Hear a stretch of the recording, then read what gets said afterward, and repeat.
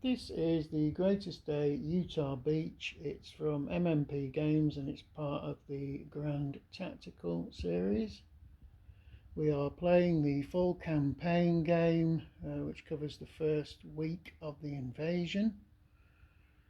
We've got the game set up for the 5th of June, the night, for the paralandings for the 82nd and 101st Airborne Divisions. The game itself, as you can see, has quite a large footprint, and we can get everything on this table, which is 10 by 4.5 feet in its current configuration. The game has 1, 2, 3, 4, 5, 6, 11 divisions and core and some core charts, so it's quite a big game, probably slightly bigger than the Sword, Juno and Gold Beach, which I just messed around with before, and messed being the operative word, but admittedly that exercise is a good training exercise for doing this one. In terms of introducing the game, I think that the components are pretty good. The counters are nice, take a nice clip. They're not the easiest to punch out, but if you're clipping, it won't be an issue. The maps really nice.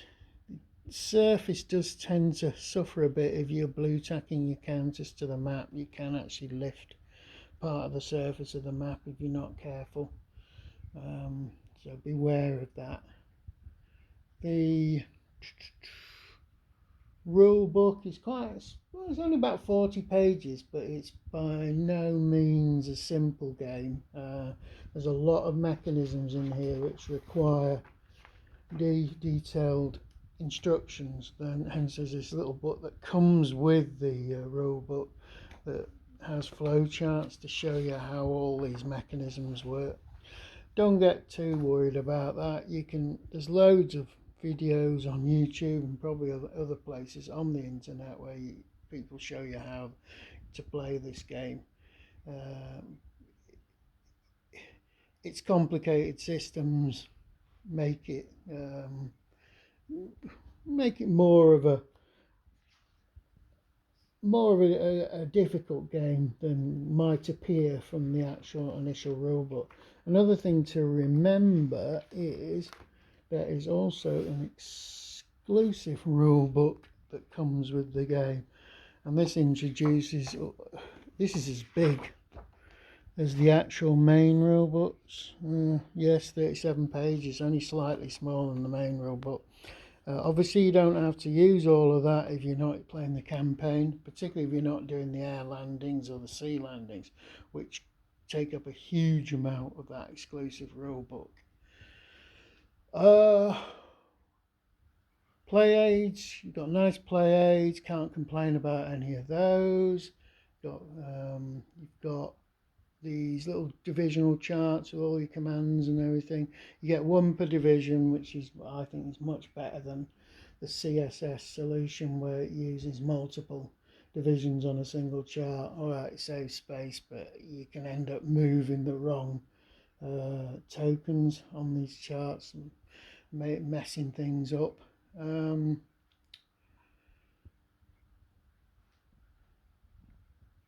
The only thing I'd say about the rule book is it doesn't always list everything that's relevant to a particular section in that section. There might be another little bit further along that also affects a particular rule. So it is what it is. Right. Anything else I want to say about this game as an introduction? Not really. I've played this system over and over again, and it is possibly my favourite game system. I just like the level that it's at. Some people don't like it. There's a bit of a controversy over the effects of barrages and stuff, which I won't go into. Right, that's it. We're ready to roll. I've actually managed to set this up in this state, which is by no means fully set up or clipped, in about 5 hours. But remember, I have to blue tack everything, which is something you wouldn't be doing if you're just stacking counters on the map. Right, that's it.